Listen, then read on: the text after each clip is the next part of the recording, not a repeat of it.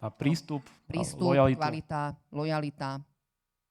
Áno, je to poznať. Samozrejme, potom sa aj bavíme voči ďalšej konkurencii, ako je India. Niekoľkokrát to už bolo dneska spomínané. Áno, je to pre nás konkurencia, hlavne z pohľadu kostov, ale potom už ten výstup nie je taký kvalitný, ako naši zamestnanci podávajú. Ale samozrejme, zase do toho vstupuje ten pohľad technológií. Je to už také relevantné, je to taká konkurenčná výhoda v momente, keď my zavádzame tie technológie. Takže to sú tie otázky, na ktoré si musíme odpovedať a s ktorými každodenne pracovať. Rozumiem. Sandri, ty si naznačila v prvom vstupe, že už pozície, ktoré hajrujete na Slovensku, sú natoľko špecifické, že v zásade bez toho pohľadu mimo to jednoducho nepôjde. Áno, ja môžem napríklad povedať, my stále sme boli ešte v nejakej teda náborovej alebo v tej rastovej krivke, čo je samozrejme to pozitívnejšie. Keď to bereme, určite najbližšie 2 roky už tam nebudeme, už sme teda v nejakej stabilizačnej. Stále môžem povedať, že máme okolo 15% cudzincov, keď to teda takto poviem. Ja som na to veľmi hrdá, lebo v mojej bývalej spoločnosti sme mali 3. A nie 3%, ale 1, 2, 3. Hej, a tiež to bola... Z koľkých? Tiež 1200 zamestnancov, čiže si myslím, že prejsť z 3 FTE, aby som full-time employee, aby som to povedala, teda, alebo naozaj zamestnancov na 15%, tak stále som na to veľmi hrdá.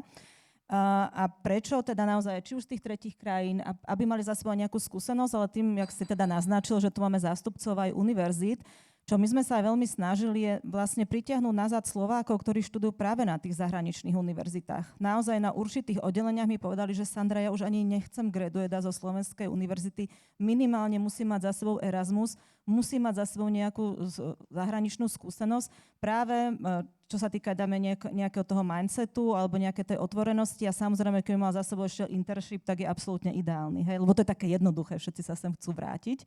Tak neviem, či mám teraz povedať, že čo sme preto robili, alebo sa ma to opýtaš v ďalšej otázke. To sa ťa opýtam v ďalšej otázke. Dobre. A na budúci rok sedíš ty tu a ja tu. Michal, ešte mám otázku na teba, ešte sa vrátim k tým našim dátam. My sa vás pýtame ako členskej spoločnosti každý rok aj to, že čo nedostatok talentu znamená z vášho takého strategického pohľadu versus lokalita, ktorú tu máte. Je Slovensko naďalej strategická lokalita pre vašu matku a podobne. Tento rok hovoríme, že až 80% všetkých členských spoločností indikuje, že nedostatok talentu ohrozuje ich strategické plány na Slovensku z dôvodu kontinuálneho zvyšovania nákladov. Sme jednoducho drahší, čím ďalej, tým viac. Ale zároveň asi pätina vás ako firiem hovorí, že je to výzvou aj vzhľadom k tomu, že jednoducho firmy očakávate, že tá pridaná hodnota sa vytvorí niekde inde ako na Slovensku. Sedí to s tou vašou stratégiou? Ako sa pozeráte na globálny talent? Tak v prvom rade ja chcem poďakovať MČMu, že takéto dáta zbiera, lebo pre rozhodnutia založené na dátach sú presne takéto vstupy veľmi dôležité.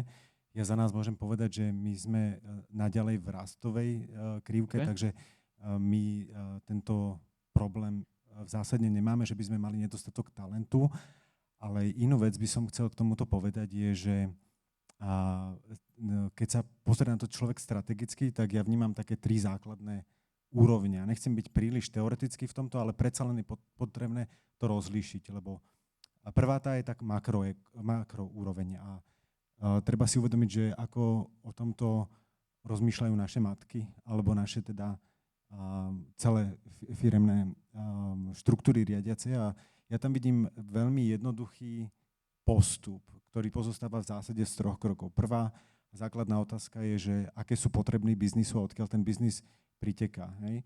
A druhá otázka je, že aké zručnosti my potrebujeme na to, aby sme tieto biznisové potreby dokázali realizovať. Tak. A až v 3. kroku potom dochádza k otázke, je, že no a kde tieto zručnosti dokážem trvalo udržateľne a dynamicky pokryť v najlepšom pomere cena-výkon. Hej?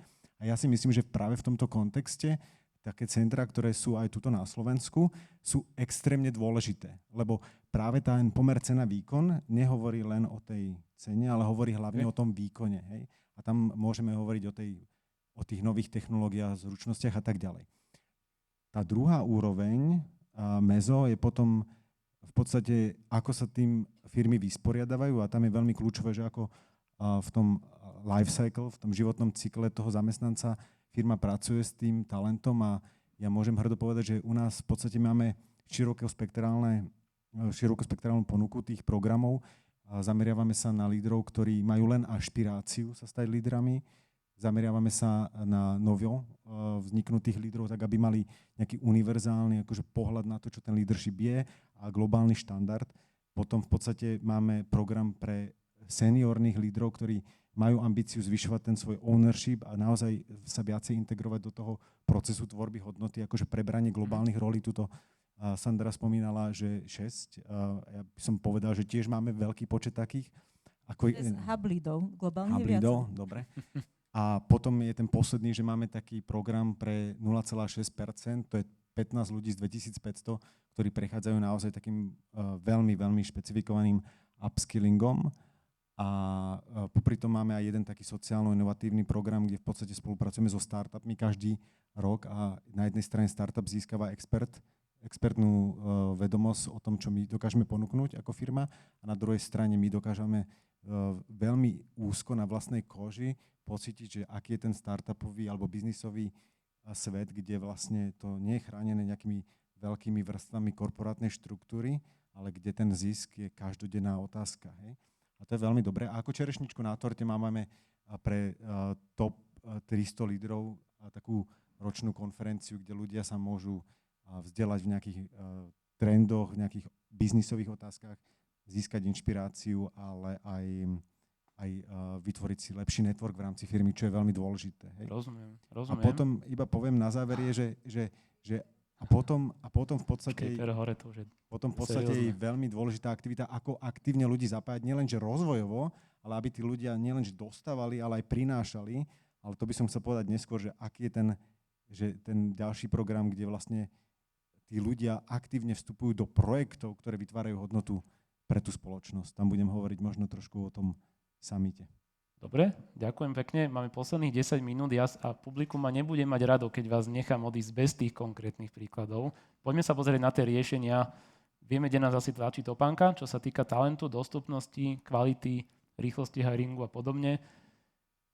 Jani, vrátim slovo k tebe. Ty si to trošku naznačila už v prvom stupe, že čo robíte preto, a to je za mňa je to asi tá $1 million question v tejto téme talentovej, čo konkrétne vaša firma robí na to, aby sa udržala v tom flowe, aby sme tie talenty proste mali, lebo bez ľudí to jednoducho nepôjde, to vieme.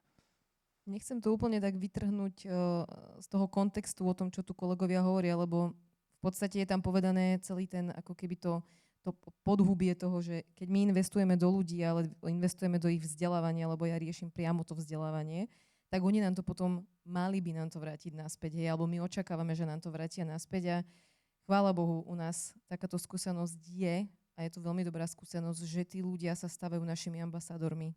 Tí naši ľudia, tie naše talenty, aj ich talent, môžeme to nazvať, buď oni sú teda talenti, alebo prinášajú ďalej talent, tak je to niečo úžasné. Ja mám asi iba dobré skúsenosti, neviem, či mám nejakú zlú skúsenosť s tými ľuďmi a znie to možno ako klišé a ružové okuliare, ale ja pracujem s ambasádormi, ja robím a koordinujem projekty, nielen tieto detské, ale koordinujem teda prednášky napríklad kolegov, ktorí idú radi prednášať na univerzity, hej, idú radi školiť učiteľov, idú radi rozprávať o tom, čo robia, aj cez interné projekty napríklad, hej, čiže je toho veľké množstvo, keď to len vymenujem, čiže interný projekt napríklad, ktorý robíme, a je to dobrovoľnícky projekt, hej, to je, že veľká vec, to nie je platené nejako, to je v rámci ich dobrovoľného času a poväčšine, keď si to aj natrekujú, že si to teda môžu, tak oni si to niekde musia potom dohnať tie hodiny, ktoré venujú tým deťom.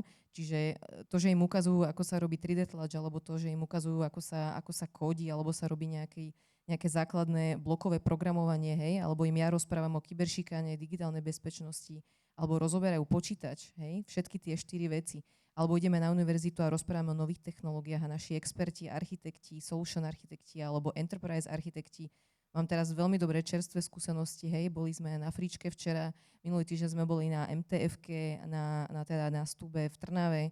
Je to úžasné a je úžasné pozorovať aj to, že ako sa nám to vracia naspäť a že my teda chceme udržať na Slovensku tých mladých ľudí, hej. Čiže chceme aj tých našich ľudí, aby boli tými našimi ambasádormi, aby som sa vrátila naspäť k tomu, aby nám ten brand oživovali a stále ho ako keby sa snažili, možno sa to robilo v niektorých firmách už 10 rokov dozadu, hej, ale opäť ako keby sa to vracia naspäť, alebo sme to niekde preskočili, že nestačí iba to, že Ja viem, že to je aj o tých platoch, aj o všetkom, áno. Že musíme dbať na to, aby ten človek bol spokojný a tak ďalej, ale že musíme ho oživiť aj týmito vecami okolo a na to ten employer branding je teraz akože ťah na bránku. Minimálne u nás to funguje.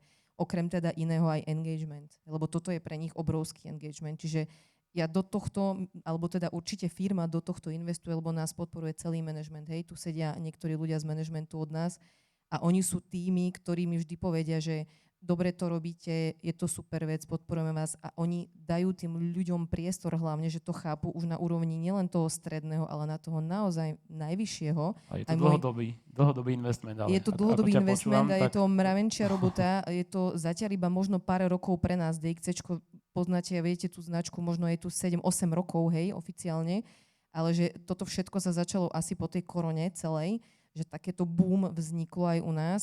A ja som tam bola nejakým spôsobom tak prinesená možno, že tí ľudia nám vracajú naspäť tú pridanú hodnotu toho, že oni sú nás spokojní.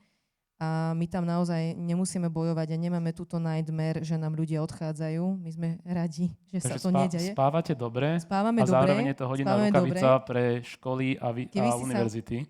Keby si sa opýtal možno z lídrov, tak ti povedia, že najviac ich možno, že budí to, že naozaj tí ľudia nechcú byť aktívni na tých roliach, ktoré majú, aby sa vedeli teda utilizovať, reskillovať, všetko, čo sa tu hovorilo, hej, začať uvažovať inak. Takisto lídri musia si to premyslieť, rozmyslieť, to rethinking, že ako z toho človeka dokážu vyťažiť najviac, ale on nemôže byť pasívny, hej. To som sa zapýtala Peťa Mrázika, sedí tu kúsok od nás, nášho delivery lídra, že čo jeho budí zo sna, a on mi presne toto odpovedal asi 15 minút dozadu, že tá pasivita ľudí, že to je to, že sa má, že ti mu zakývať. A je vyspatý. Je dobré, aj mi na to pekne odpovedal, ale hovoril, že to by povedal on, hej, takže to len ako opakujem po ňom. Jasné. Ale nás z tej pôdy, ktorý robíme priamo na tých projektoch, alebo ich koordinujeme, alebo ich máme na starosti, manažujeme nejakým spôsobom, budí zo sna hlavne to, že ja chcem mať tých kolegov tam, hej, že stáva sa to, že ten dobrý človek vám odíde a vy nemáte toho ambasadora, že s kým idete na tú univerzitu, kto vám ten projekt bude robiť ďalší rok alebo ďalší mesiac, zrazu vám tam vypadnú ľudia a že máme problém, hej.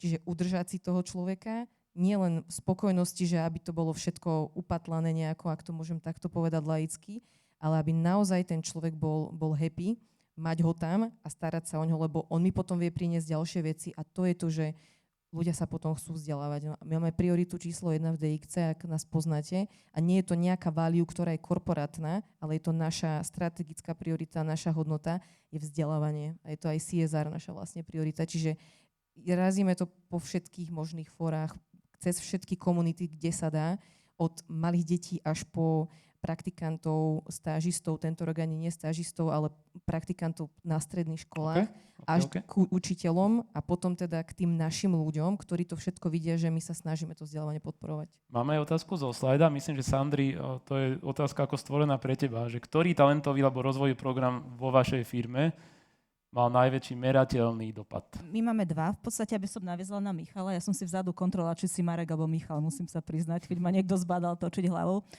Musíme si povedať, keď celý čas hovoríme o nejakej navýšenej hodnote, tak samozrejme ten biznis alebo tie naše matky chcú v tom vedieť impact, hej, takzvaný ten merateľný dopad, čo sa teda bude diať. A tam už naozaj, keď máme nejakých global proces leadov alebo nejakých expertov, ktorí prejdú s tým našim, voláme to, nemáme nič fancy, voláme to skrátka expert development program, nemáme žiadne pekné meno preto. A keď sa dostanú na tú rolu a naozaj pracovali na veľkých projektoch alebo v nejakých procesoch, našli také zlepšovania, že to bolo merateľné v miliónoch. Okay. A išlo to priamo na matku, kde CEO celej spoločnosti dal nejakú recognition, hej. Čiže to si my aj musíme uvedomiť, práve keď to znelo, že navyšujeme náklady 11% ročne, že čo to prinesie tej firme, hej? Že prečo mám tú rolu dať na to Slovensko, prečo nemám ísť do tej Manily, prečo mám dať tú úžasnú dôveru, lebo to je absolútna dôvera, hej? My sme potom tí ambasádori, že sme dostali tú dôveru a že dajte nám tu toho viac. A nejako musí narobiť ešte z toho. Áno, vždy, lebo sme vlastne v nejakom hospodárstve trhovom, takže to si musíme povedať. Ale druhé, viem, čo si premosťoval. Mám tu veľmi veľa vlastne kolegyň alebo kolegov aj z bývalých spoločností, kde som pôsobila a máme internship program, lebo viem, že to si chcela, aby som povedala. Všetci máme nejaké internship programy. Vznikali v spotreby, keď sme potrebovali pokryť nejaké naše náborové. Hej, si pamätám 20 rokov dozadu som robila niečo pre účtovníkov. Teraz máme v podstate internship program, ktorý má nejakú celospoločenskú hodnotu. Nie je to preto, v podstate, aby sme si pokryli nejaké náborové, ale je to na to, aby sme ukázali, že sme kolaboratívni v rámci spoločnosti. Nie je to internship program iba pre nás, pre ING. Je to program pre 4 holandské spoločnosti. Čiže v podstate, môžem ich menovať? Kľudne. Áno, Arval, Heineken a Union. Čo im chceme ukázať je naozaj to, že aj tá kultúra je troška iná. Čiže dávame možnosť našim študentom, vašim študentom, čo ste z univerzít, aby si vyskúšali tú kultúru a vlastne je to development program alebo internship program napriek industries. Hej? Čiže nie je to iba bankovníctvo, poistovníctvo, Heineken. Čiže ten študent, namiesto toho, aby odišiel, lebo my vidíme tie čísla, koľko ich odchádza do zahraničia za nejakou vidinou nejakých lepších prác, si už vyskúšal počas toho 4. 5. ročníka, že som 3 mesiace v ING, som 3 mesiace v Heinekene, tam pracovali na marketingovej kampani, na mangové, čo nemôžem povedať, na mangový nápoj. A napríklad pre nás merateľné, konkrétne absolútne čerstvá informácia, študent 4. ročníka pracoval na projekte, kde sa merala tá individuálna produktivita, lebo všetko je to v podstate o produktivite, na dashboarde na merateľnosti, ktorý sa implementoval vo všetkých huboch, čiže pre 20 000 ľudí. Študent 4. ročníka. Úžasné. Hej, čiže naozaj dať im tú možnosť pracovať na reálnych veciach a u nás má takúto skúsenosť, v Heinekene bude robiť na niečom, čo sa dá vypiť a jednoducho si to vyskúšajú, čo znie super. A my naozaj dúfame, nerobíme to pre nás, ale robíme to pre spoločnosť akú takú, lebo my tu tých ľudí potrebujeme, hej, si udržať, aby sme potom neriešili z tretej strany zamestnancov. Jasné, chápem, ďakujem. Luci, otázka pre teba zo slajda takisto, že ako by teda lídri mali rozmýšľať inak pri nástupníckych plánoch v rámci talentu, že keď tie tradičné kariérne cesty v zásade prestávajú fungovať, celkovo hajrujeme menej, tá potreba je menšia lokálneho talentu, globálneho talentu. Čo sa mení v hlavách tých lídrov? Líder minimálne u nás sa pozerá, ako byť efektívny, produktívny a ako využiť ten talent, ktorý má k dispozícii. Samozrejme tým, ako som už spomínala, tá technológia v IBM na nás ide všade zhora, zdola, správa, zľava a ide o to, ako tie talenty do tých technológií zapojiť. Tam je aj otázka, ako podporujú tí lídri ľudí, aby tieto technológie využívali. My to máme z niekoľko strán. Máme globálny program, volá sa Watson Challenge, kde Globál povie 100% zamestnancov musí v júli pracovať na projekte, kde bude využívať AI. V tomto roku už sme všetci museli riešiť agentic AI. Každý zamestnanec si má spraviť školenie, vytvoriť tím a pracovať na projekte, ktorý bude nejakým spôsobom využívať tú technológiu a zlepšovať proces. Viete si predstaviť, keď korporát povie, robte všetci na projekte v júli, v našom časopriestore, kde všetci majú dovolenky. Absolútny pushback. Ale samozrejme, musia sa dodať čísla. Toto je jedna vec. Druhá vec je, a čo by som chcela hovoriť o programe, ktoré my máme program vytvorený z dola. Čiže na Slovensku, tu máme aj matku tohto programu, Aťku Lendelovú, kde my robíme na tom, aby to išlo z dola hore. Čiže nie, že korporát povie, idete pracovať na niečom, aby ste si vystavali tieto zručnosti, ale z dola hovoríme o tom, že aby my sme boli stále relevantní pre korporáciu, musíme si vybudovať zručnosti a dať nejakú added value a ukázať korporátu, že haló, my sme tu a vieme vám dať added value. Čiže ten program sa volá Lead Your Skills, kde sú definované, pre tento rok sme mali 7 libraries, kde sa riešil leadership v AI. Presne ako tí lídri majú pracovať s AI a podporovať tých ľudí, ako pracovať s AI.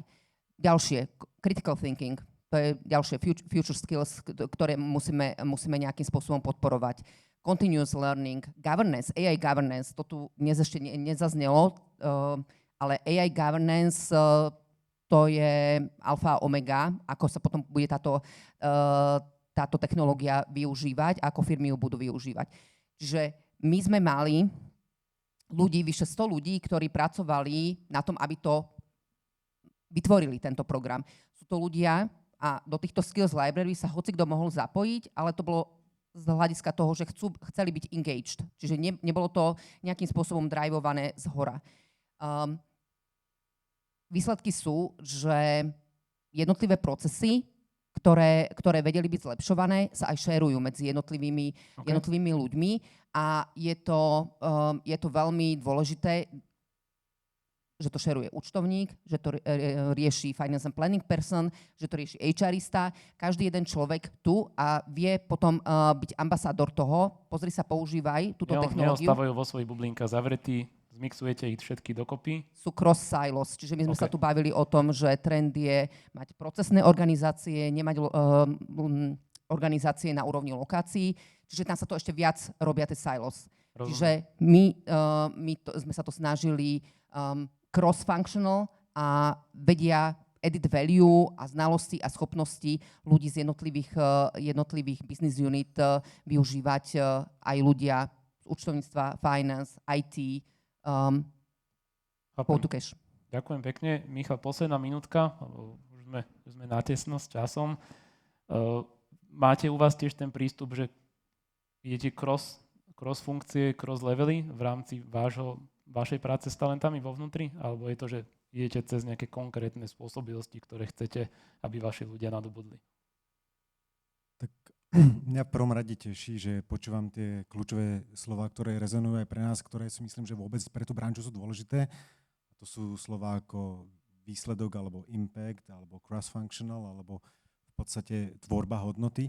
My máme podobný program, ktorý sa volá Summit a v podstate kľúčová výhoda, okrem toho, že je cross-functional, teda naprieč celou spoločnosťou, je v tom, že vychádza z nejakých priorít. A my vlastne tie priority stanovujeme s tým, že diskutujeme s manažmentom a ako manažment spolu si stanovíme nejaké 3-4 základné oblasti, ktoré chceme podporovať. A v rámci tých oblastí robíme konkrétne projekty. A ten projekt napríklad bolo tiež Data for Innovation. Ako používať nejaké vyspelé mechanizmy dátovej vedy pre zlepšovanie procesov, alebo ako budovať lepšie vzťahy s univerzitami a tiež máme vlastne vzdelávanie. Alebo keď hovoríme také jednoduché veci, že v našich korporáciách je dôležité, aby sme aj rozumeli, že čo tú hodnotu tvorí, čo je ten core business, ako sa vytvára, aby ľudia chápali, keď príde globálny CEO alebo CFO na stage a hovorí o nejakých kľúčových ukazovateľoch, že čo tie znamenajú, lebo keď on rozpráva o tom, že aké to má dopady na ten globálny proces alebo rozhodovanie, tak my umožňujeme tým ľuďom lepšie chápať to, hej. Takže rôzne takéto programy, čo ja vidím ako kľúčovú hodnotu v tom je, že je to stanovené na prioritách, má to sponsorship toho seniorného manažmentu a tí ľudia tomu dedikujú nejakú kapacitu, takže oni niečo dávajú a niečo dostávajú, a takže je tam veľmi taká zdravá balancia medzi tým quid pro quo, že čo za čo, hej. Rozumiem. A počúvam veľa univerzity, počúvam stredné školy. Je skvelé, že sme tu zmixovaní na pôde Americkej obchodnej komory. Prosím, využite potom aj obed alebo ďalší čas po konferencii na to, aby ste sa spoznali navzájom. Je tam určite veľký priestor na prepájanie univerzít, stredných škôl a firiem. Ďakujem veľmi pekne za vašu pozornosť. Ďakujem.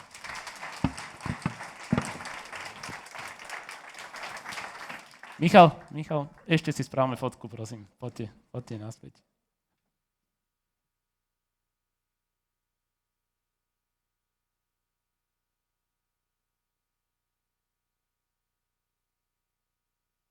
Ďakujeme. Tak, dámy a pani, nie, ešte nebude obed, ešte nie, ešte to vydržme. Máme 2 sloty, ktoré potrebujeme do 1 hodiny zrealizovať. A tento nasledujúci, ktorý sa smeruje do budúcnosti, je opretý o moju veľmi, veľmi obľúbenú tému. A ja som vyrastal na Star Treku. Kto z vás vyrastal na Star Treku?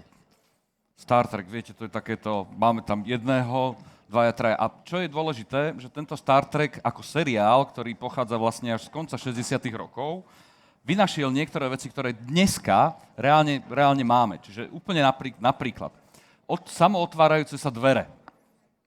Neviem, či si to pamätáte, v tom seriáli to bolo už pred tými 50 rokmi. A k nám to prišlo až o ďalších 20 rokov pozdejšie. Mobilný telefón, tam je niekde to, tam sa stalo to, že už v Starterku sa predpokladalo, že už si nebudeme vytáčať veci normálne mobilom, nebudeme potrebovať žiadnu šnúru a všetko to bude vedieť byť wireless. Dôležité ale je, že nie táto prednáška nebude o Starterku, táto prednáška bude o organizácii života, aká bude v budúcnosti. A tu poprosím veľkú pozornosť pre Petra Dohna, ktorý začína práve teraz.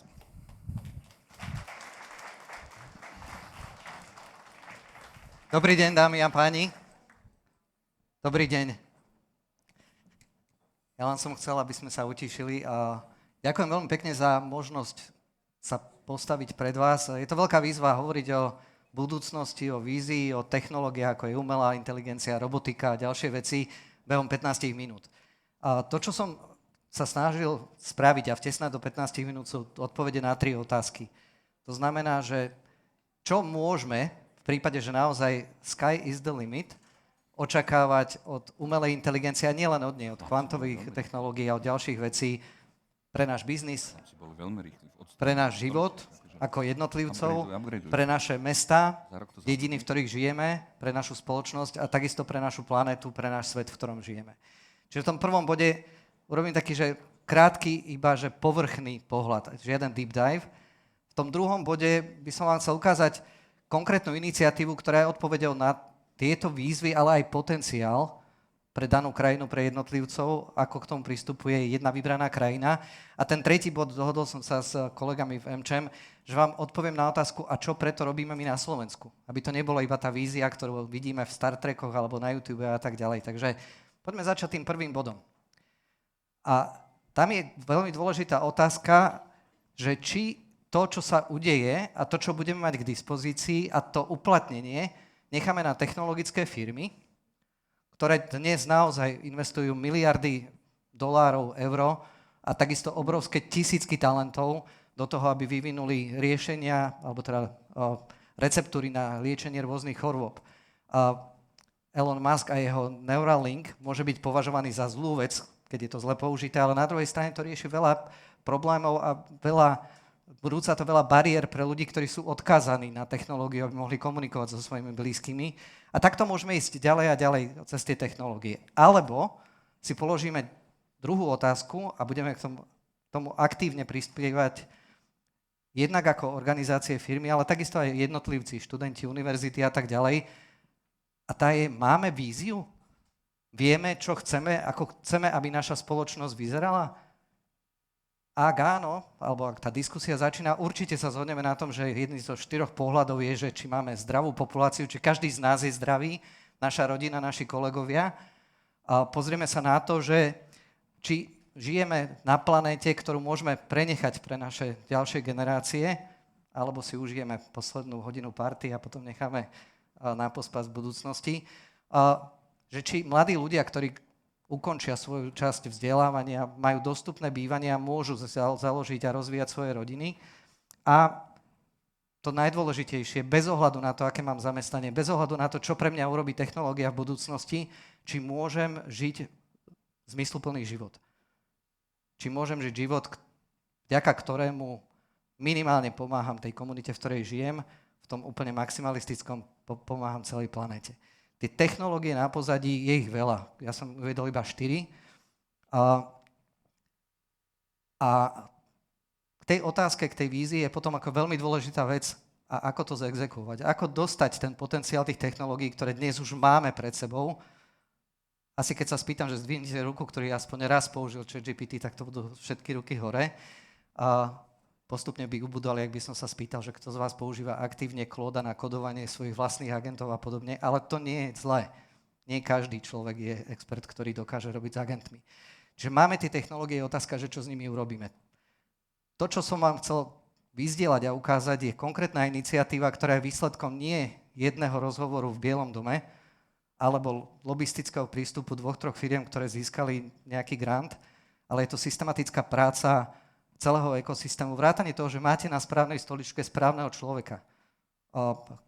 Niekomu z vás hovorí meno David Sachs, je to úspešný podnikateľ, ktorý zo Silicon Valley získal, akože ten titul sa volá oficiálne, že AI and Crypto Tsar, to to znamená ten splnomocnenec pre tieto technológie. A výsledkom je Genesis Mission. Pozrite si to. In every age, humanity invents new ways to see further. The telescope let us glimpse the stars. The microscope revealed the worlds within us.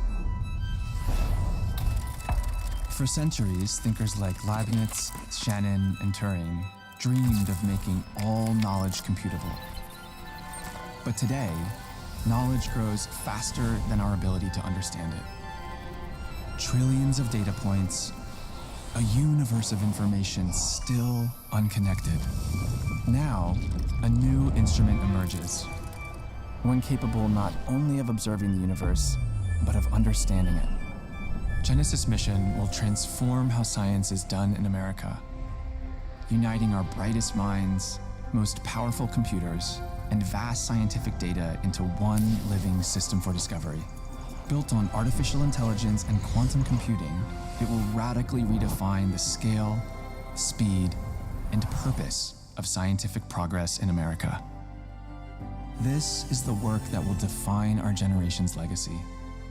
A new revolution begins, one guided not by competition alone, but by curiosity, imagination, and the belief that discovery is the truest form of progress.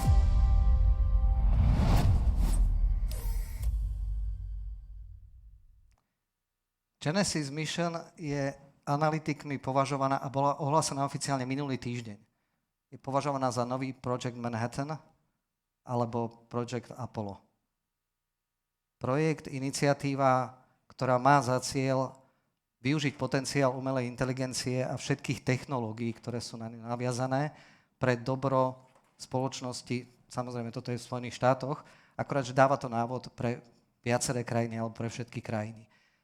To, na čom je to postavené, je naozaj exponenciálny rast schopností technológií. A nechcem hovoriť iba o umelej inteligencii, je to kombinácia viacerých vecí pre dobro spoločnosti. A nie je to iba teoreticky nejaký predpoklad, ale keď sa pozriete, ja som urobil slajd a pravdepodobne kolegovia budú zdieľať niektoré z tých slajdov. Toto je veľmi jednoduchý pohľad na to, aká je schopnosť umelej inteligencie alebo generatívnej umelej inteligencie v kombinácii s agentickým AI z pohľadu rôznych úrovní vzdelávania. Dnes naozaj máme agentov alebo umelú inteligenciu, ktorá exceluje v medzinárodných olympiádach. Od matematiky cez materiálové vedy až po fyziku. Toto je ten potenciál, kedy vieme objaviť nové materiály, vieme objaviť nové riešenia, vieme posunúť vývoj, ktorý trvá desiatky rokov vo fusion, alebo v tej studenej fúzii.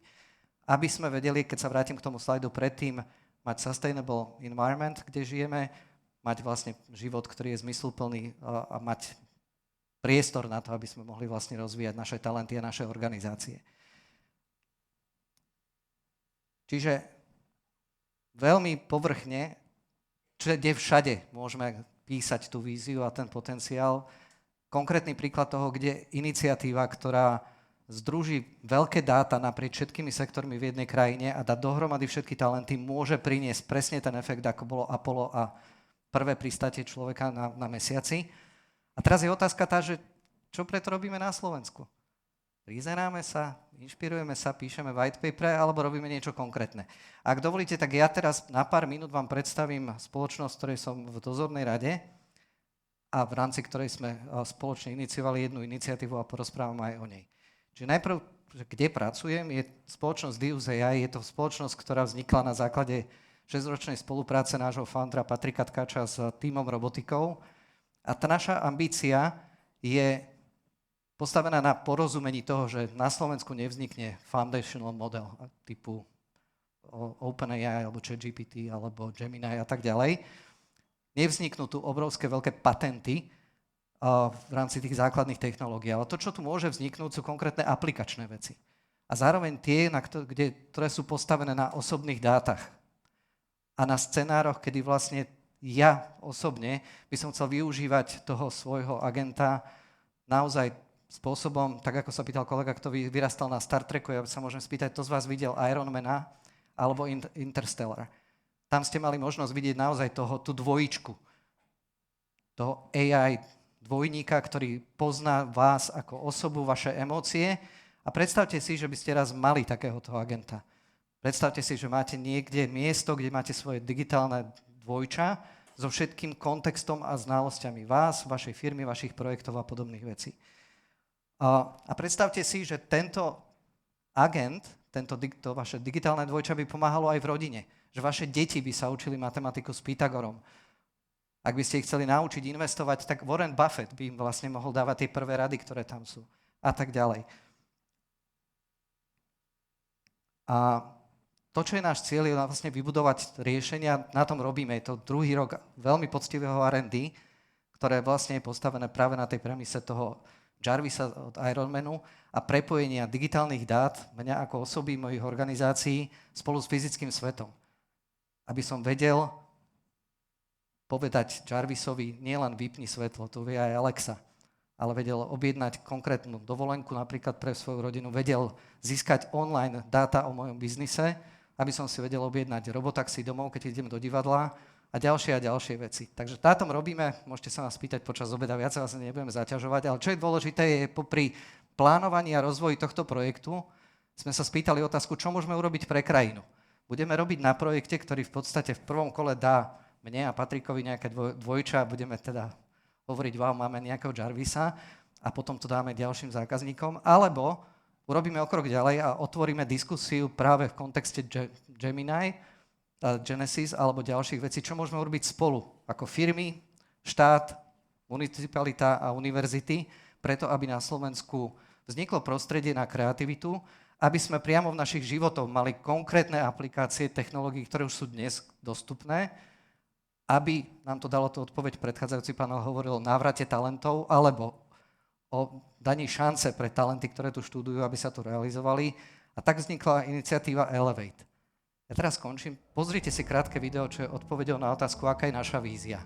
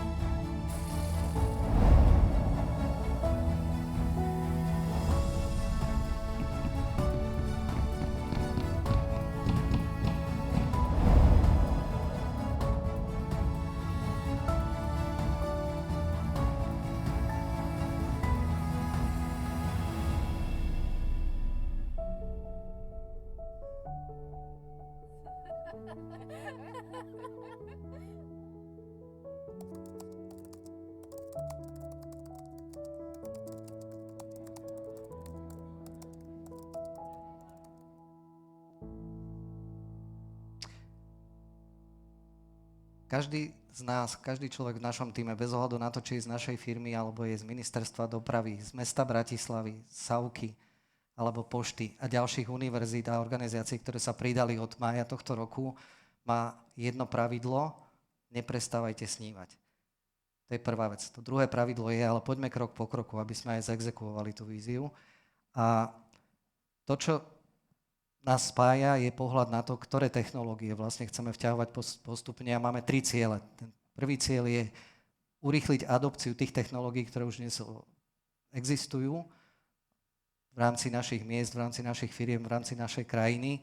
A ak je bottleneck, legislatíva a regulácia, odstráňme ju. Ak je to o R&D, ktoré potrebujeme naštartovať, tak ho naštartujme. Pokiaľ je to o celospoločenskej zhode, že tie technológie sú nápomocné, komunikujme, zdieľajme tie veci na základe konkrétnych pilotov, nie na základe teórie. To, čo sme urobili od mája, je práca na feasibility štúdii, ktorú zverejníme v januári, ktorá je zameraná na prvé 2 bloky tých technológií, a to je autonómia vo vzduchu a autonómia na ceste. Niektorí z vás ste mali možnosť vidieť malý doručovací dron Majka od Slovenskej pošty, ktorý beha každý deň v Starom meste a doručuje poštu a dennú tlač na magistrát a na 2 vybrané ambasády. Bol taký ten prvý moment, ktorý tam je. Máme odlietaných niekoľko dlhých hodín pre záchrannú službu horskú a takisto pre záchranný zbor ministerstva vnútra, aby sme vlastne nastavili legislatívu práve pre bezpilotné lietanie a autonómne lietanie a tie ďalšie veci prídu. Investujeme aj naše súkromné peniaze. Napríklad zakúpili sme prvého humanoidného robota, ktorý by mal slúžiť a slúži už teraz na trénovanie rôznych scenárov, nielen v našej firme, našim tímom, ale vťahujeme do toho univerzity, aby študenti mohli vlastne si vyskúšať na vlastnej koži, vlastnými rukami a hlavou, čo to znamená natrénovať humanoidného robota na to, aby robil to, čo má. A aby som to nejako uzavrel, to, čo ma strašne teší, je, že to, čo vidíte tu vzadu, to, čo ja som mal so svojím tímom možnosť zažiť v novembri v Číne a v Spojených štátoch, chceme priniesť na Slovensko budúci rok. Už v prvom polroku sem prinesieme 7 prvých vozidiel od čističa chodníkov a ciest autonómneho cez trošku väčšiu majku na doručovanie, nie na last mile, ale hub to hub tovaru a zásielok, až po prvý robotaxík.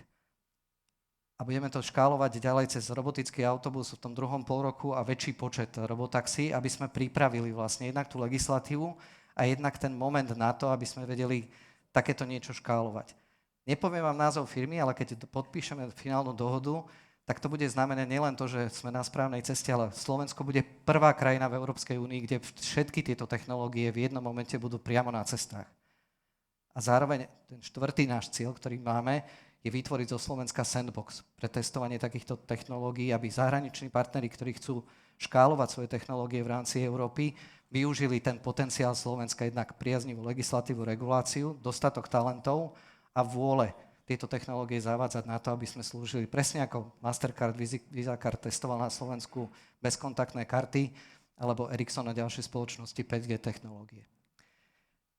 Ja už som cez čas, takže ak dovolíte, uzavriem to tým, čím som začal. Technológie, ktoré dnes máme a vďaka nim ten progres, ktorý exponenciálne môže nastať, nám môže pomôcť. Ako jednotlivcom, tak našim rodinám, našim komunitám, v ktorých žijeme a celej spoločnosti ako také. Je na nás si povedať, čo preto urobíme, aby sme ten potenciál využili. Samozrejme je tam strašne veľa otázok takéhoto doomsday scenára, ale o tom tá diskusia je. Ďakujem veľmi pekne za pozornosť a poďme na panel.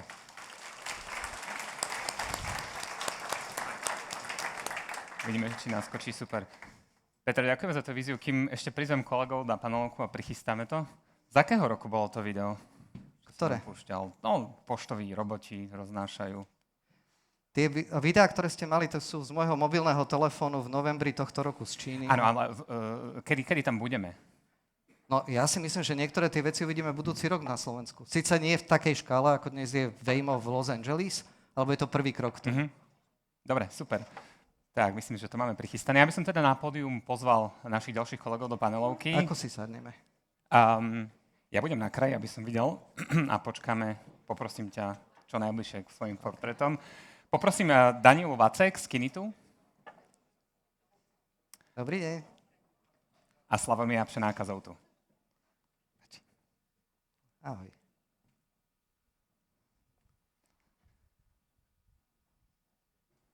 Nech sa páči.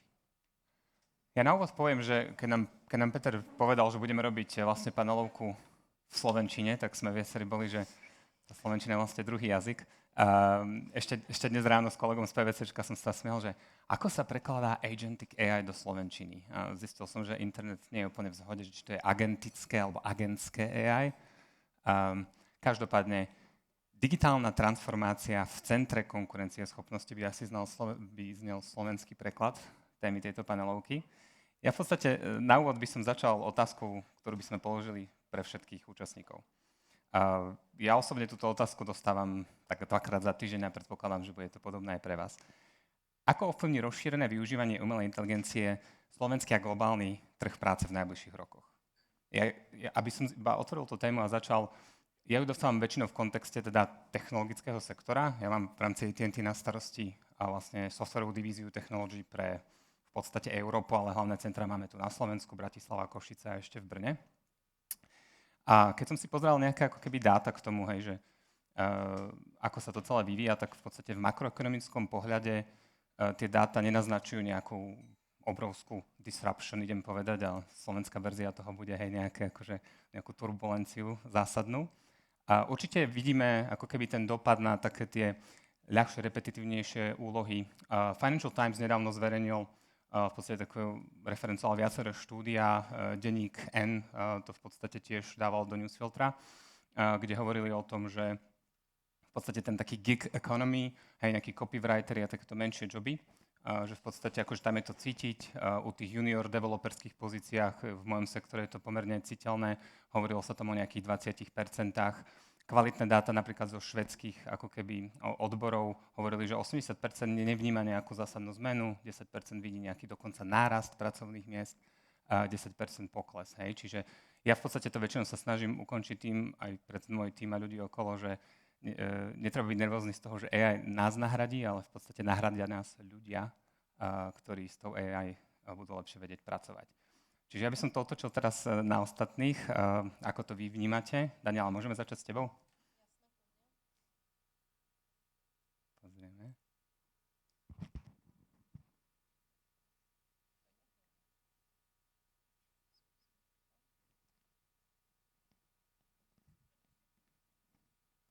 Dobre, tak máme...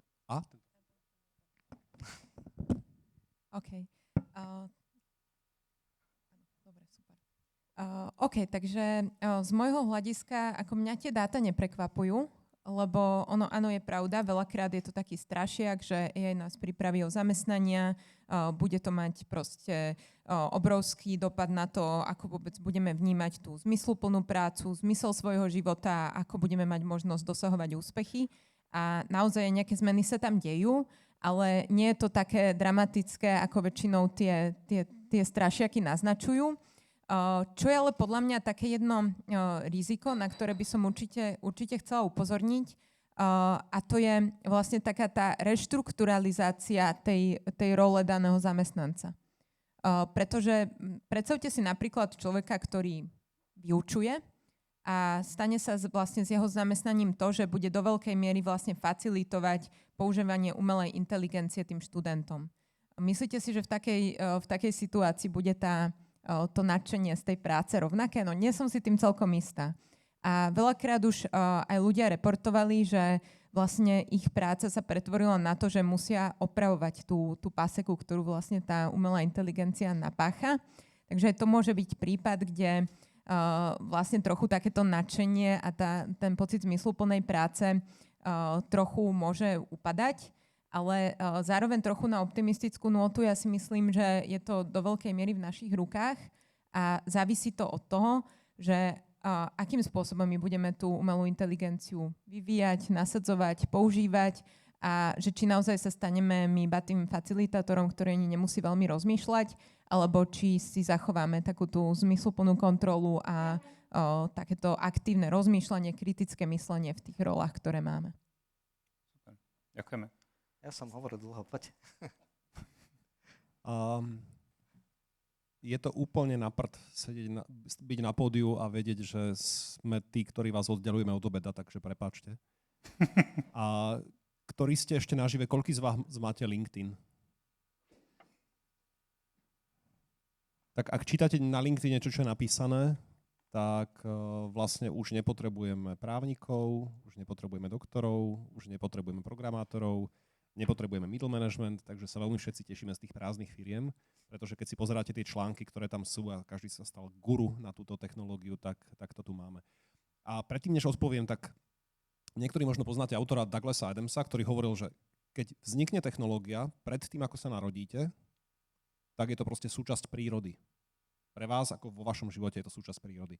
Keď je to medzi narodením a 30. rokom, tak je to úžasné, vzrušujúce a pravdepodobne z tohto môžete mať kariéru. A keď je to po 30. roku, tak je to život ohrozujúce a kvôli tomu celá civilizácia pôjde do keľu. Takže na margo tohto, ja napriek tomu, že nespĺňam túto hranicu, tak som presvedčený, že tá AI bude veľmi pozitívne prispievať k tomu, že aká môže byť pozícia Slovenska z jednoduchého jediného dôvodu. Že je tam také šialené tempo vývoja, že sa nám vyrovnali šance. Lebo všetky výskumy, alebo väčšina prác v rámci AI, ktoré boli pred rokom 2022, tak de facto prišla do troška zabudnutia a teraz máme úžasný, vzrušujúci ChatGPT a pretrénované transformery a reasoning modely a agentic platformy a dosadte si hociaké kľúčové slovo, ktoré vás momentálne vo firme vzrušuje. A toto nás nejakým spôsobom spasí. Ja napríklad z technologického hľadiska viem, že čokoľvek som dneska nasadil, tak už je to technologický dlh. Pretože viem, že za pol roka bude technológia, ktorá toto kompletne nahradí, bude oveľa rýchlejšia a bude oveľa lacnejšia. No a v takomto tempe je úžasné to, že sa nám vyrovnávajú šance. To značí, že nie je šanca, že teraz v Nemecku existuje niekto, kto na tomto má 20-ročnú prax a majú náskok, no nemajú. Sú na takej istej pôde, na takom istom leveli a tým pádom, že je to od nás, čo si s tým urobíme. Super, ďakujem. Peter, čo je tvoj pohľad? A ja by som dodal k tomu, súhlasím s jedným aj s druhým, že konkrétne dva príklady, kedy je potrebné trošičku opatrne nastavovať tie očakávania a aj tie vyhlásenia o tom, že tu o chvíľku nebude polovica populácie mať zamestnanie a bude si hľadať iný zmysel života. Zoberme si najprv, že manuálnu prácu. Tá dnes, či už sú to plumbers, alebo sú to remeselníci, ktorí chodia na stavbu domu opraviť vám elektroinštaláciu, ste odkazaní na živého človeka a ich nedostatok. Áno, ten predpoklad je, že budeme mať humanoidných robotov alebo nejaké iné formy robotov, ktorí nám to pomôžu urobiť, ale len logika veci fyziky hovorí o tom, že na to, aby sme ich vyrobili v takom kvante, vytrénovali, to bude trvať oveľa viac ako iba 2-3 roky alebo do roku 2030. Tá druhá vec sú naozaj tie kvalifikovanejšie joby, kde hlavne používame hlavu a premýšľanie a skúsenosti a kontext. Z mojej vlastnej skúsenosti to najhoršie, čo môžeme urobiť, je proste veriť tej AI, že dám jednoduchý prompt, jednoduchú otázku a dostanem kvalitnú odpoveď. A to sa netýka, že právnych analýz alebo nejakých ďalších vecí. No nie je to úplne tak. Každé to riešenie, bez ohľadu na to, či je to generatívna, je agentická, machine learning a tak ďalej, kombinuje 3 faktory. Je to samotný ten software, kde dneska naozaj sme vo svete, že to môžete skladať, že už nepotrebujete mať black belt v Pythone alebo v C a tak ďalej. Potrebujete mať Nezaškodí. Nezaškodí. Ja poviem potom prečo. Jasne. Potrebujete mať porozumenie a správne a čisté dáta. To znamená, tá data science je tam obrovsky veľmi dôležitá a áno, tie riešenia prichádzajú, že už dokážete vlastne non-code s nimi robiť a dokonca akože podľa mňa v budúcnosti práve AI agenti vám pomôžu tie dáta prečistiť, zorganizovať a potom z nich robiť deriváty a tak ďalej, ale ešte tam nie sme. Ale tá tretia dôležitá vec je biznis znalosť. Tá business expertíza, či už je to pri vývoji liekov, alebo je to pri finančných službách, alebo je to pri telku, alebo ďalších veciach. A tam teraz tu skončím, nechcem hovoriť, že čo vie a čo nevie AI, ale ak som ten business expert v jednej z tých 3 domén, oblečiem si to AI, ktoré už dneska je ako ten armor a mám to kritické myslenie, dokážem sa odpútať od toho zvyšku, dá mi to obrovskú veľkú pridanú hodnotu a náskok. Takto, keď sa k tomu budeme pozerať, tak platí to, čo hovoril Slavo o tom, že máme momentálne že level playing field aj na tých šikovných ľuďoch, ako využijú tú šancu. Ja by som nadviazal na teba, že pred 3 týždňami vyšiel research od Remote Labor Institute, kde pozerali, že koľko percent tých prác, ktoré sa robia bežne z domu, nahrádza AI, dokáže ich nahradiť relatívne plnohodnotne. Myslím, že ten threshold tam bol 80%. Viete si tipnúť číslo, že koľko tých činností je nahraditeľných? A ja vás nebudem napínať, je to 12,5%. Čiže aby sme mali takú tú jednu perspektívu.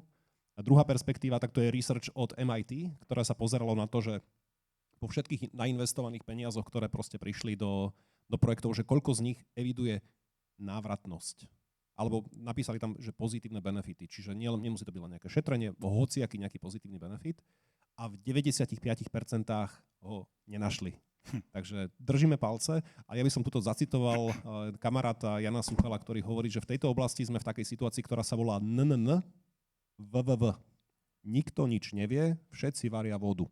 To značí, že my tu prídeme a zamudrujeme, ale do veľkej miery skúšame a zisťujeme a uvidíme, že čo z toho bude. Ak motika vystrelí, super a budeme z toho všetci akože mať benefity. Ak nie, určite sa nájde iný spôsob.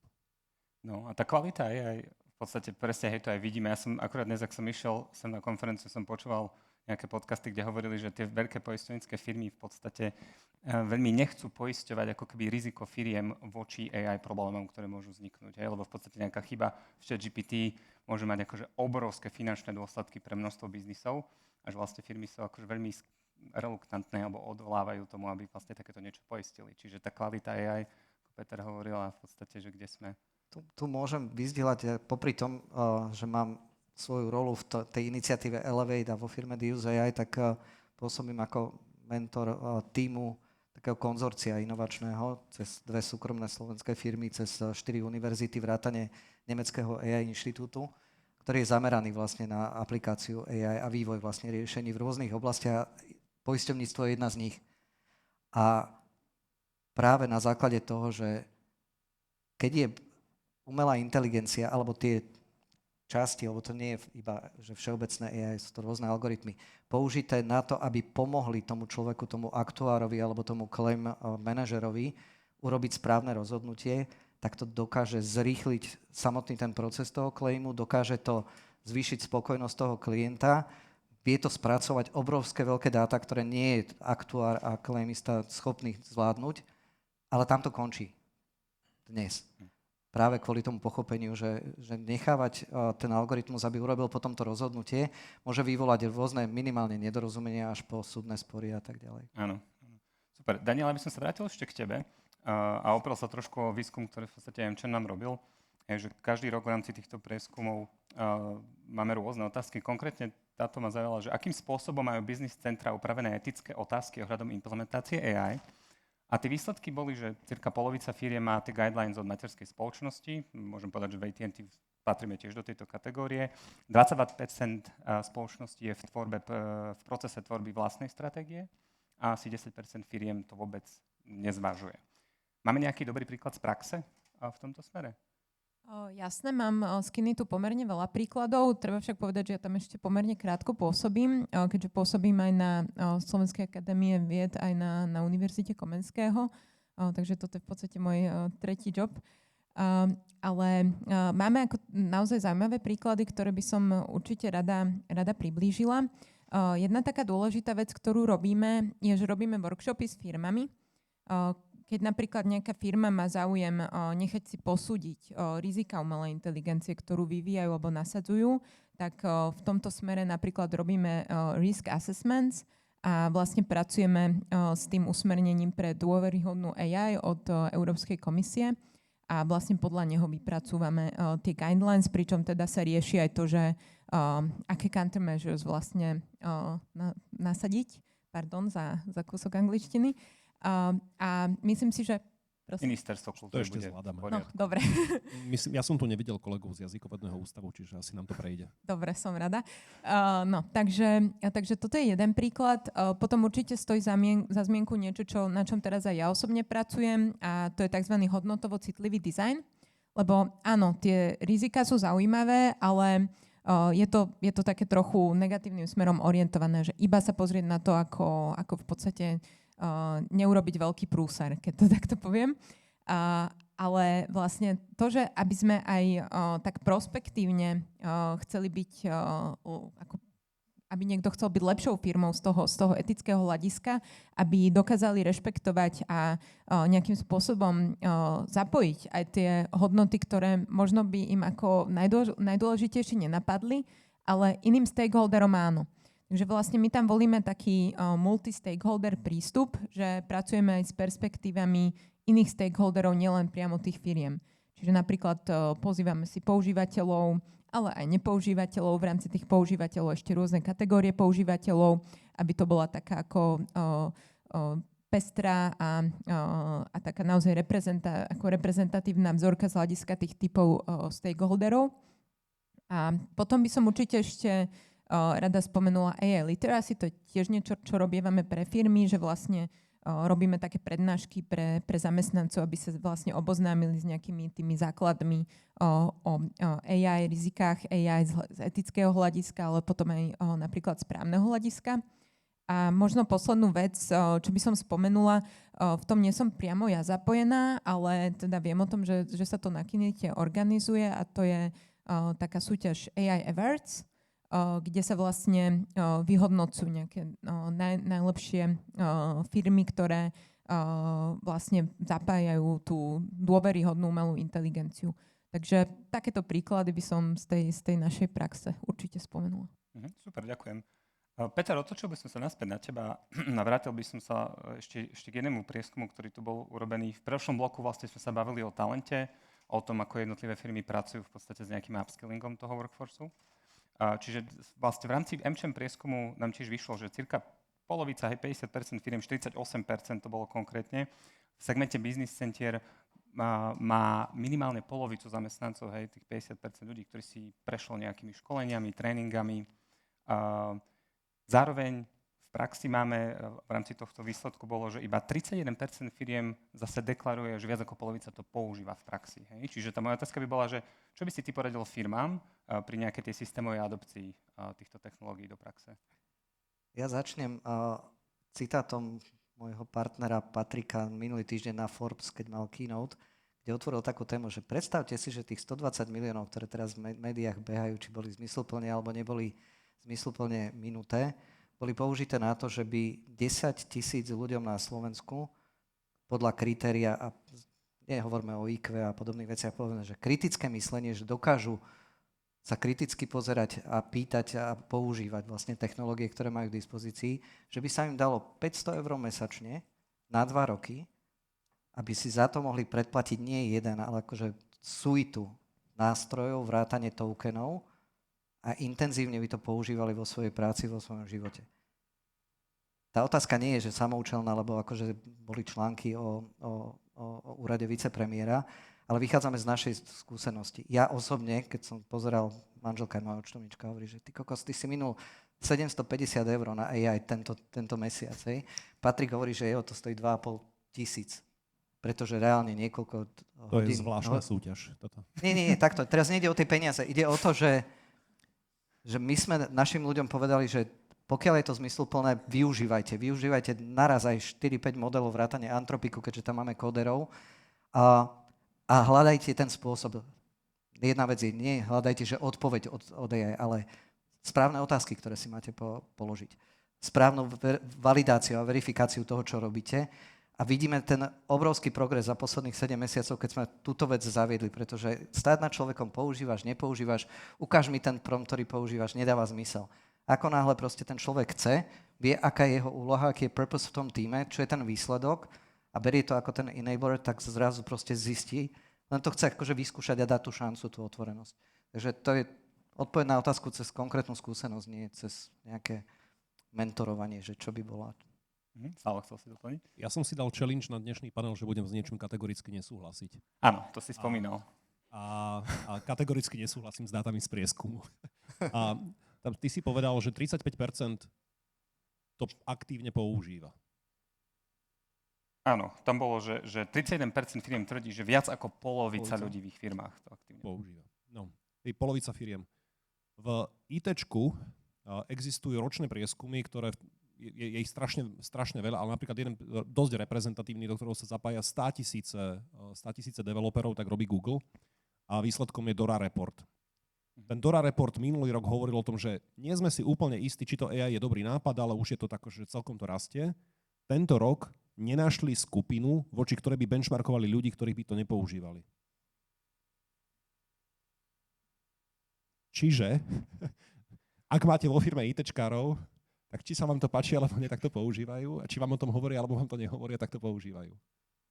Otázka je, že či to používajú správne a myslím si, že veľa tých relevantných prístupov tam naozaj už bolo nadšrtnutých a bolo by asi dobré, keby to používali tak, aby vaše dáta necupkali kdekade a aby vaše kódy tiež nebehali po internete kdekade, ale určite sa to používa.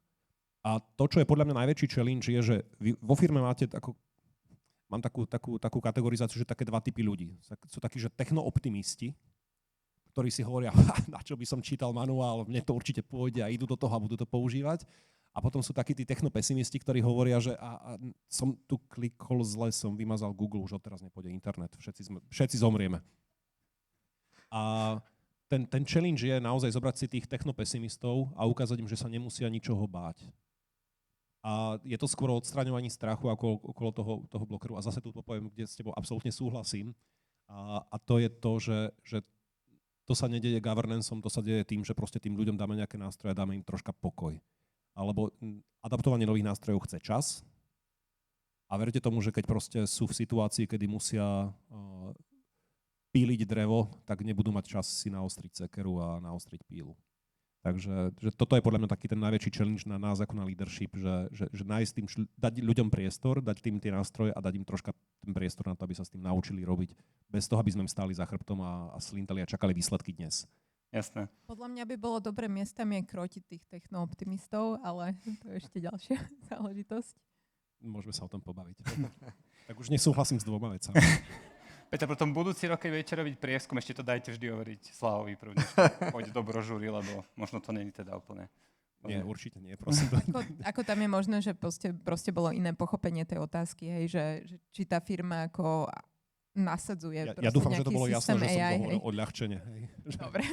Ale my to máme tiež, akože tiež to meráme, zisťujeme, hej, ako keby to utilization, GitHub Copilot, proste máme target, hej, akože software divízia, už musí to byť 80%, ale to je, že tie formy AI, ktoré firmy majú dostupné, hlavne takéto väčší hráči, ako sú mnohé teda business centra, tých možností je veľa, že v tom prieskume je otázne, že no tak používa človek nejaké chat GPT interné, hej, my máme. Je toto zohľadnené ako keby v tom, že ten management alebo proste ten sample, ktorý bol, že či vôbec vedia. Keď dáte cieľ, tak tí ľudia ten cieľ dosiahnu. A o software engineering obzvlášť. A keď dáte cieľ ITčkárom, tak oni ten cieľ dosiahnu. Či boli firmy, ktoré dávali cieľ mať riadky kódu, boli riadky kódu. Bolo použitie AI, je použitie AI. Sú firmy, ktoré už dneska majú 100% kódu, ktorý majú v repozitároch submitovaných cez AI. Akurát stále potrebujú stovky programátorov. Hej. Peter? Ja skúsim za minútu vysvetliť alebo vyzdieľať konkrétnu skúsenosť. Teraz je koniec roka, končíme plánovanie tých ďalších 12 mesiacov. Väčšinou to robíme tak, že zoberieme na 1 alebo na 2 dní ten tím, urobíme offsite, napíšeme veľa flipchartov, veľa post-itov tam je a tak ďalej. A veľakrát sa stane, že vlastne hlas toho najsilnejšieho prevláda v tej jednotlivej session a tak ďalej. Tá challenge je pre mňa ako pre lídra a facilitátora, ako nájsť naozaj tie najlepšie myšlienky. A tak som si povedal, že skúsim spraviť appku, že každý máme notebook alebo iPad a budeme odpovede na tie otázky, ktoré dávame na flipchart a na post-ity, dávať na jedno miesto, využijeme agentické AI na to, aby nám našlo tie prieniky, urobilo sumár, posunulo nás do ďalšej fázy a takto spoločne nájdeme tie odpovede, ktoré máme. Keď som to robil s Gemini a s Claudom, a povedal som, že som v podstate akože neprogramátor, že daj mi jednoduché riešenie, tak len akože zo základných vecí, ako sú Google Forms a tak ďalej, som to mal za hodinu hotové, aj s tou komunikáciou. Čiže nie je pravda, že len ITčkári akože by mali používať to AI. Veľa vecí vieme v biznise, aj biznisoví ľudia využiť bez toho, aby sme mali deep knowledge práve tých... Peťo, ja ti donesiem odznačík a povýšim ťa na ITčkára. A to, čo by som ale chcel, ako keby, že aby tu zase sme správne nastavili očakávania. Zatiaľ tento AI produkuje kód, ktorý je úplne super na presne takéto veci, ktoré nechcete dať desiatkam alebo stovkam tisícom zákazníkov, aby to používali. A to je niečo, čo by som akože naozaj že vás varoval. Podľa Sonar reportu v 60% prípadov ten kód, ktorý vygeneruje AI, obsahuje bezpečnostné chyby. Prečo? Lebo ten kód, na ktorom sa učí, neobsahuje bezpečnostné riešenia. Lebo väčšinou kód, ktorý obsahuje riešenie bezpečnostných dier, je privátny kód, nemáte ho v bežných repozitároch a platíte za to ťažké prachy, tým pádom, že bežné LLM-ka, ktoré boli trénované na vlastne všetkých priemerných dátach, majú priemerné výstupy a nemajú to rozlíšené, že toto je super technické riešenie. A je taký mentálny obrázok, že skúste si predstaviť, že potrebujete deťom urobiť na záhrade taký domček na strome. Máte dosky, máte víkend, máte pílu, máte kamošov. Spráskate to a máte naozaj že domček na strome. Ale keď si poviete, že no, ten domček sa nám podaril, čas je za víkend, čiže my by sme to potrebovali troška naškálovať. A troška naškálovať potrebujeme urobiť takýto domček, ale zmestiť do neho 5000 ľudí a bude to akože mať taký troška tvar katedrály. Tak to nebude o tom, že si to vynásobíte, že tak do domčeku sa zmestí 50 detí, takže to máme len vlastne akože navyše krát 100, takže si zoberiem čas krát 100, materiál krát 100, lebo tam platia úplne iné zákony.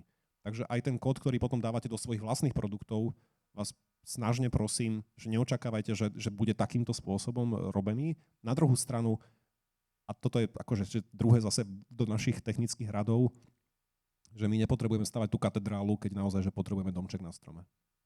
Že na tieto interné použitia naozaj nepotrebujeme vymýšľať úžasné veci a tam je ten AI fantastický. A ešte posledná vec, čo by som povedal, je taký index, ktorý meria to, že ako sme blízko k takej tej AGI a super umelej inteligencii. A ten hovorí o tom, že meria jednotlivé parametre, že v čom je AI už dneska super a v čom je dneska zlá. Pardon, aby som nepoužil zlé slovo. Dlhodobá pamäť tých modelov je takmer na 0.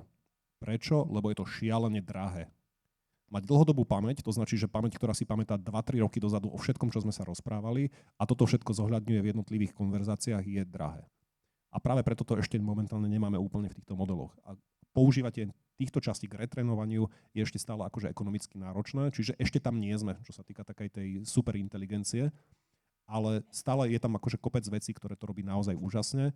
Keď robíte malú vec, perfektné, keď testujete, perfektné, keď do tých väčších častí, tak investujte prosím do testovania a do bezpečnosti.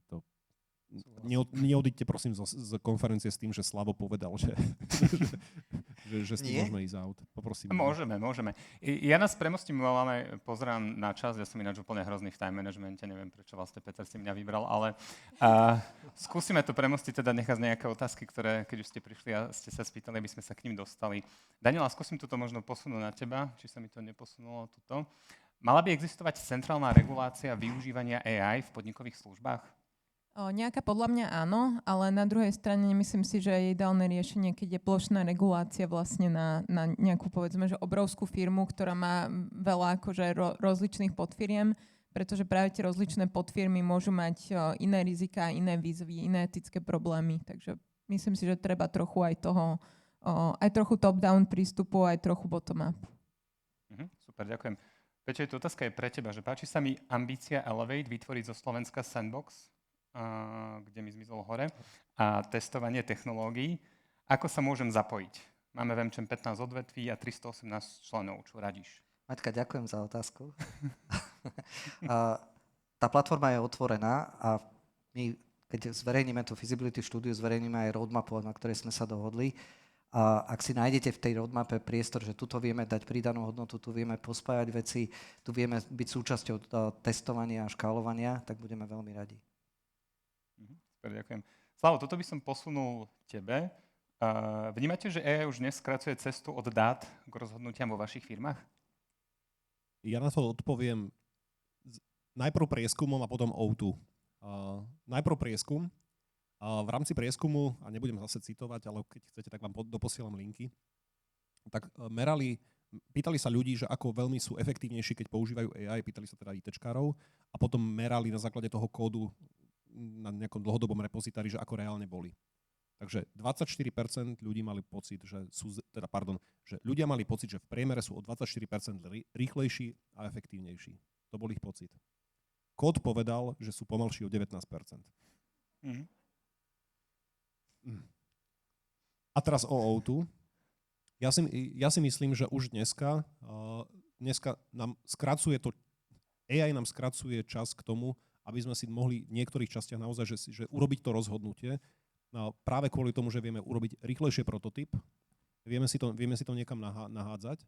Na rovinu AI nám veľmi transparentne povie, že v niektorých dátach môžeme urobiť lepší job v rámci nejakého upratovania a zladzovania.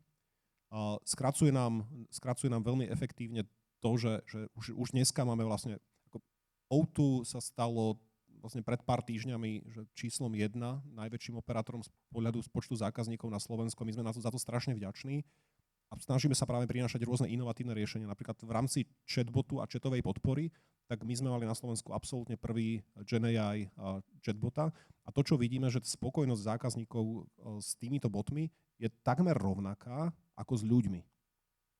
Na druhú stranu, že keď sa bavíme o voicebote, o telefonovaní, tak tam to také nie je. A je to možno niečo akože len pre zaujímavosť. Ľudia, keď sa rozprávajú s niekým, tak sú také dve vidličky, čo sme zistili, že keď je ten robot dobrý, tak ten človek si hovorí s tým hlasom a je vlastne akože celkom spokojný, až kým sa nedostane do stavu, kedy ten robot mu povie, aha, vlastne ja som robot a neviem ti pomôcť ďalej, a vtedy sú ľudia aj nasratí. Druhá možnosť je, keď je ten robot od začiatku zlý, tak sú ľudia nasratí. A čiže ako keby, že tá technológia tam je, naozaj, že vieme klonovať hlas, vieme to absolútne dokonale rozoznávať, no dokonale, 99, niečo, ale proste potrebujeme aj dostať to, prispôsobovať sa ľuďom. Preto napríklad akože máme garanciu, že kedykoľvek v čete poviete, že chcete si písať s človekom, idete si písať s človekom. Keď telefonujete, tak ste prepojení s človekom. Proste pre nás naozaj je dôležité to, aby sme využívali tie technológie, boli váš digitálny parťák, ale zároveň za tým, aby vždycky bola nejaká ľudskosť a nejaký človek. Super. Sme cez čas, ľudia už podľa mňa sa nevedia dočkať toho obeda. Ja ale ešte chcem akože splatiť ten dlh, ktorý som dal Petrovi. S Petrom sme sa rozprávali, Žilo. Je potrebné, aby to bolo také, keďže sme vlastne posledná panelovka dnešného dňa, v pozitívnom duchu. Potom sa opravil a povedal, že buďte aspoň realistický, že nie pesimistický. Čiže v duchu pozitívny / lomitko, realistický, naozaj, že 30-40 sekúnd. Čo by ste vy ako poradili biznis centrám, ktoré tu dnes máme, aby vlastne z toho aj nerobili nejakého strašiaka, hej, pre strata pracovných miest, ako sme to otvorili dnes, ale príležitosť pre nejaký ďalší rozvoj? Poď. Budúcnosť tvoria optimisti. Keď ste pesimista, tak sa vám to nechce robiť, na čo to budem robiť, čo to budem. Keď ste optimista, tak vydržíte, máte nové nápady, budete tlačiť ďalej. Buďme optimisti. Akože pozrime sa na tú technológiu. Ja si myslím, že tu máme úžasný mozgový potenciál, máme vyrovnané pole s ostatnými krajinami. A teraz je to o tom, že čo s tým urobíme my. Ja by som mierne nesúhlasila. Buďme realisti. To je podľa mňa tá správna cesta, lebo ani ten optimizmus, ani ten pesimizmus nie sú dokonalí, pretože ten optimizmus veľakrát nás vie naozaj že zaslepiť a prehnane proste ideme za nejakým cieľom, aj keď to nemusí byť rozumné. Môžeme teda nasadiť umelú inteligenciu aj tam, kde by ten človek bol lepší. Môžeme proste niekde vytvoriť toľko nových problémov s umelou inteligenciou, že vlastne to bude nakoniec stať viacej, keď to budú tí ľudia po nej opravovať. Na druhej strane, keď by sme nevyužili tú príležitosť, ktorá tu s umelou inteligenciou je, to by tiež nebolo rozumné, takže ani ten prehnaný pesimizmus, že by sme sa báli tých technológií a iba sa nimi navzájom strašili, to tiež nie je cesta. Takže podľa mňa treba naozaj použiť ten mozog, zamyslieť sa proste nad tým, kde je to nasadenie umelej inteligencie naozaj na mieste a takto obozretne k tomu pristupovať. A ja sa zahrám na DJ a zmiešam tieto dve stopy, hej, že byť optimista nás posúva ďalej, pretože nám dovoluje snívať a vidieť tie veci. Dôležité je byť realista, aby sme akože nešli smerom, ktorý nás potom dovedie do slepej uličky. Čiže kombinácia z týchto dvoch vecí, to, čo som hovoril v tej prezentácii, my tomu prispiejeme jednak realistou a jednak tým optimizmom, konkrétnymi vecami, ktoré uvidíte na budúci rok na cestách, vo vzduchu. A ja verím tomu, že vo veľkej komunite akademických subjektov, samosprávy, NGO-viek ako je MČM a biznisov ako takých. Ďakujem. Ja ešte by keď ste bezpečáci, tak buďte paranoici. Tam určite. Ja už by som dodal tiež ako keby z mojej strany jednu vec, ktorú som stále hovoril, že nemyslím si, že v sfére biznis centier nejaká digitálna transformácia a celkovo AI, ten graf nám akože zlomí naspäť smerom hore. Včera pri večeri sme sa tiež s viacerými panelistami presne na túto tému rozprávali. Čo máme podľa mňa príležitosť je využiť ten talent, ktorý v tých biznis centrách máme. Hej, viacero z nich je v podstate v tej nejakej maturity krivke naozaj pomerne už vysoko a proste tá transformácia AI, ten počet pozícií jednoducho zvyšovať nebude. Ale čo vieme spraviť je podľa mňa ako keby pracovať s tým talentom, čo tu odznelo, rozvíjať ten AI skills, ktoré v podstate tomu sa nevyhneme a jednoducho sklbiť ten business knowledge, hej, lebo ako keby ja som priniesol kopec programátorov do AT&T zvonku, ktorí sú fantastickí v technológiách, ale jednoducho nepoznajú tú firemnú kultúru, nepoznajú tie business data. Podarilo sa mi to tak nejak ako keby spojiť dokopy a v podstate ako keby tie čísla AT&T celkovo nerastú, ale podarilo sa nám presunúť ako keby viac ľudí z tých štandardných business center služieb práve do tej digitálnej transformácie a ten business knowledge je naozaj znalosť biznisu. Je extrémne dôležitá. Hej? Čiže to by bolo asi moje ukončenie na pozitívnu notu a ďakujem vám veľmi pekne. Ďakujeme veľmi pekne. Ďakujem. Ešte fotka.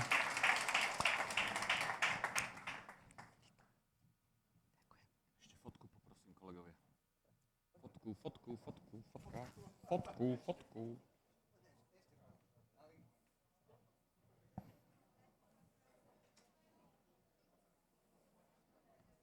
Trošku. Dobre, jo. Tak, ďakujeme veľmi pekne. Obed ešte nie je, pretože prichádza posledná časť dnešného dňa a je to odovzdávania BSCF Awards. Takže poprosím, keby sme mohli na pódiu privítať Petra, Martina a takisto Luciu. Nech sa páči. Marek a Luciu. Nech sa páči.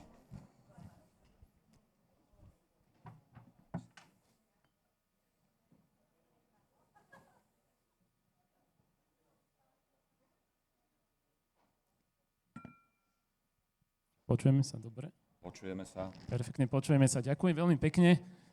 Áno, je našou takou milou tradíciou, že na výročných konferenciách odmenujeme ľudí, chceme urobiť to recognition práve pre osobnosti v rámci nášho sektora, ktoré dlhodobo posúvajú sektor business center dopredu.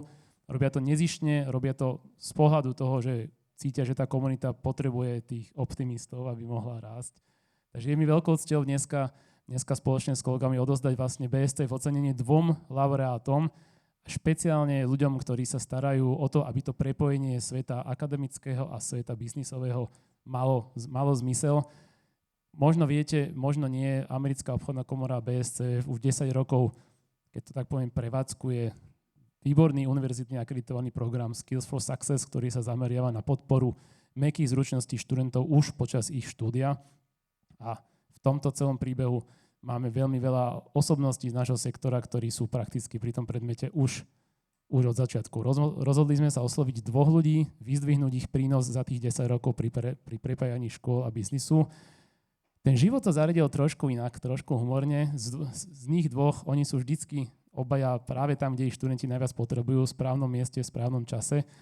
Dneska sú aj na rôznych kontinentoch, takže sa s nami bohužiaľ nemohli osobne stretnúť, ale predsa len sme to dokázali nejako zmanažovať.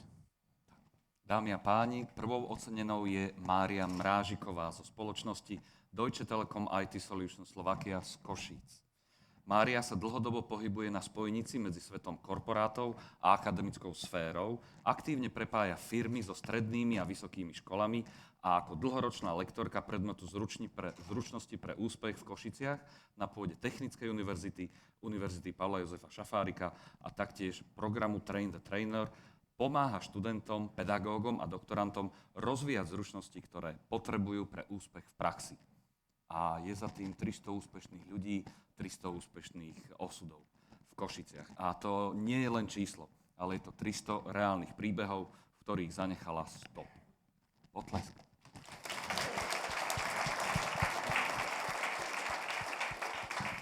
A tak sme sa, keďže to život zariadil inak, za Máriou vydrali do Košíc, aby sme jej cenu mohli osobne odovzdať. A poďte sa teda pozrieť na to, ako to dopadlo. Milá Marika, v mene celej komunity MČM BSCF mi dovol odozdať ocenenie za tvoj dlhoročný prínos v oblasti prepájania praxe firiem so strednými a vysokými školami.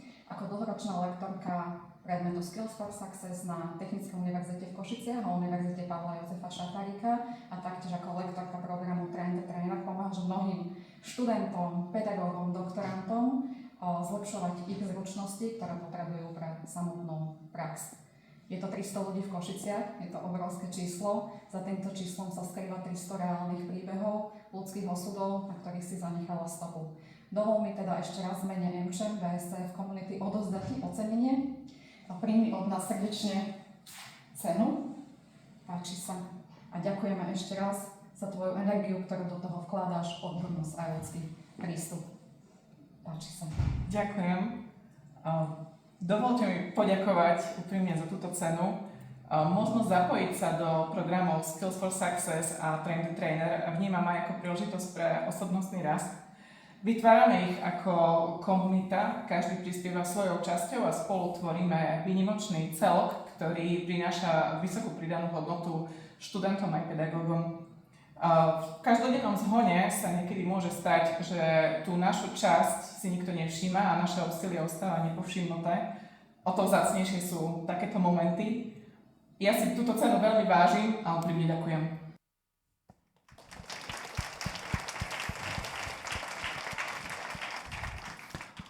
Druhým oceneným je Zoltán Labaj, generálny riaditeľ AT&T Slovensko, ktorý v spoločnosti pracuje už viac ako 25 rokov.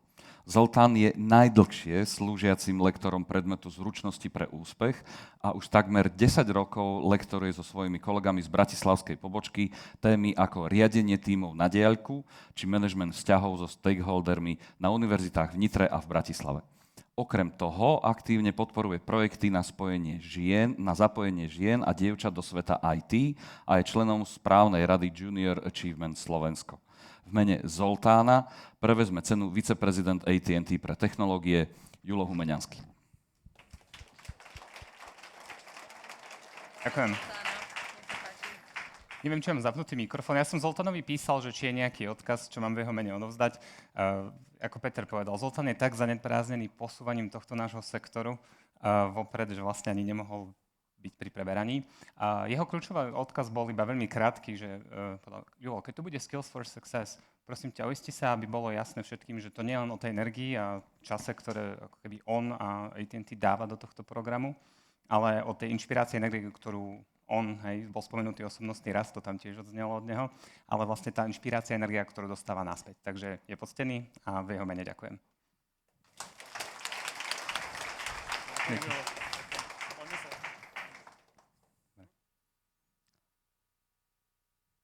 Tak, spoločná foto. No, jasné. AI to vyrieši. Ak sú nejaké problémy, AI to vyrieši. Gratulujem. Ďakujem. Tak, dámy a páni, Peter zostáva, ja odchádzam, moja rola vášho sprievodcu končí. Prajem vám nádherného Mikuláša, viete, v sobotu je, hej, pamätáte si, a ešte krajšie Vianoce. Prosím, oddychnite si, pretože rok, ktorý nás čaká, rok 2026, bude veľmi vzrušujúci. Ako coach, tréner a lektor sám veľmi dobre viem, koľko vecí sa deje v ľudských hlavách, keď ten tlak proste už prestáva byť schopný zvládania. Takže dávajte si na seba pozor, užívajte Vianoce. Ďakujem veľmi pekne. Juraj Surma, ďakujeme. Ďakujeme, dámy a páni. Teraz je ten správny moment, kedy si vychutnáte obed v reštaurácii Verk. Nech sa páči, prajem vám dobrú chuť. Tí z vás, ktorí ste sa stihli zaregistrovať na workshop od 14:00, vaše miesto je garantované. Ak sa chcete, prosím, ešte dohlásiť, máte záujem, máme posledných pár miest voľných, prosím, zastavte sa na našej registračke a keď mi pomôžete spraviť výbornú fotku do nášho albumu, budem vám veľmi vďačný.